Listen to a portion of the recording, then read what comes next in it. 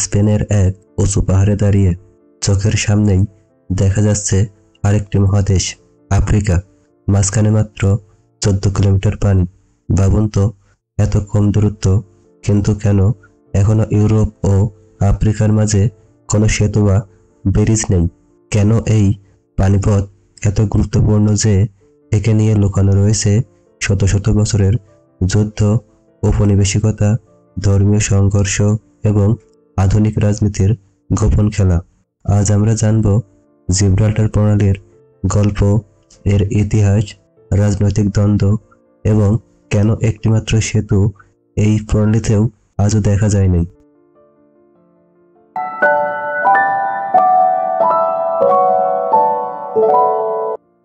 Gibraltar প্রণালী, যার দৈর্ঘ্য মাত্র 60 কিলোমিটার আর সবচেয়ে সরু জায়গার চওড়া মাত্র 14 কিলোমিটার, উত্তরে স্পেনের দক্ষিণ প্রান্ত এবং দক্ষিণে মরক্কো। এই প্রণালী ভূমধ্যসাগরকে আটলান্টিক মহাসাগরের সঙ্গে যুক্ত করেছে। একদিকে এটি প্রাকৃতিক সীমারেখা, অন্যদিকে এটি এক ধরনের দরজা, যেখানে প্রবেশ মানে ভূমধ্যসাগরে প্রবেশ এবং বহির্গমন মানেই ইউরোপের বাইরের পৃথিবী। প্রায় 3000 বছর আগে ফিনিশীয়রা প্রথম এই প্রণালীকে জগৎ শেষের দোরগোড়া বলত। রোমানরা বিশ্বাস করত এই প্রণালীর উপরেই আছে অজানা জগৎ। পরবর্তীতে মুসলিম সেনানায়ক তারিক ইবনে জিয়াদের নামেই জাবাল তারিক বা জিব্রাল্টার নামটি আসে। 711 সালে তারিক ইবনে জিয়াদ এই পথ দিয়েই স্পেনে প্রবেশ করে এবং শুরু হয় আন্দালুসিয়া যুগ। এরপর শত শত বছর ধরে এই অঞ্চল ছিল মুসলিম এবং খ্রিস্টান সংঘর্ষের কেন্দ্রবিন্দু। স্প্যানিশ খ্রিস্টান রাজারা এই প্রণালী ফিরিয়ে নেওয়ার জন্য বারবার যুদ্ধ করেছে মুসলিমদের বিপক্ষে। 18 শতকে ব্রিটিশরা এই প্রণালীর উত্তর প্রান্ত অর্থাৎ জিব্রাল্টার রক দখল করে নেয় এবং আজও তা তাদের নিয়ন্ত্রণেই রয়েছে। এই একটি বিন্দু দিয়ে সম্পূর্ণ ভূমধ্যসাগরের প্রবেশ ও বাহির অর্থাৎ টোটাল ভূমধ্যসাগরের নিয়ন্ত্রণ করা যায়। বিশ্বযুদ্ধের সময়েও এই প্রণালীতে নজরদারি, সাবমেরিন চলাচল এবং বাণিজ্যিক জাহাজ নিয়ন্ত্রণ ছিল একটি কৌশলগত খেলা।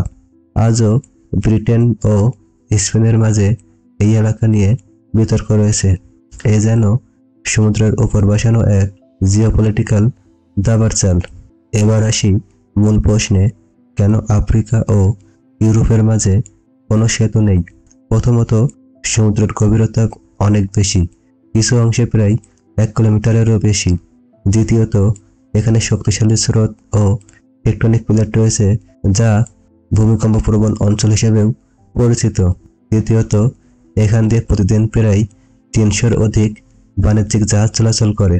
সেতু দেওয়া হলে জাহাজ চলাচলে বিশাল বাধা সৃষ্টি হবে।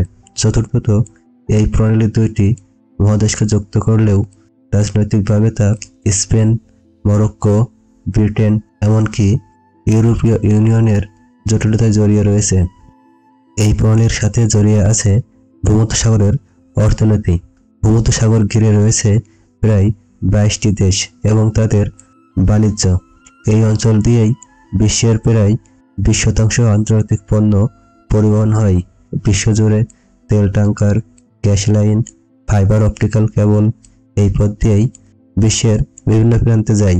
সুয়েজ ক্যানেল থেকে জাহাজ যাত্রা করে এই প্রণালীর মাধ্যমেই আটলান্টিক বা ইউরোপে পৌঁছায়।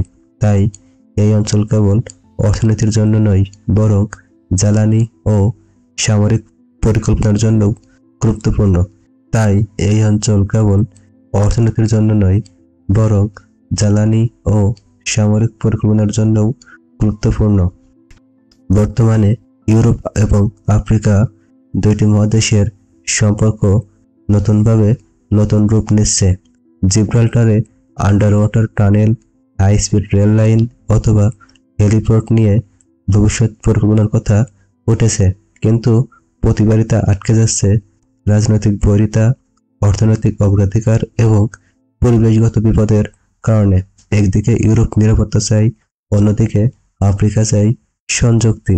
এই দ্বন্দ্বই এখন ভবিষ্যতের বাধা। জিব্রাল্টার প্রণালী যেন এক জীবন্ত সীমান্ত, যেখানে ইতিহাস, ধর্ম, রাজনীতি ও অর্থনীতি মিলেমিশে তৈরি করেছে এক শতাব্দীর সেরা দ্বন্দ্ব।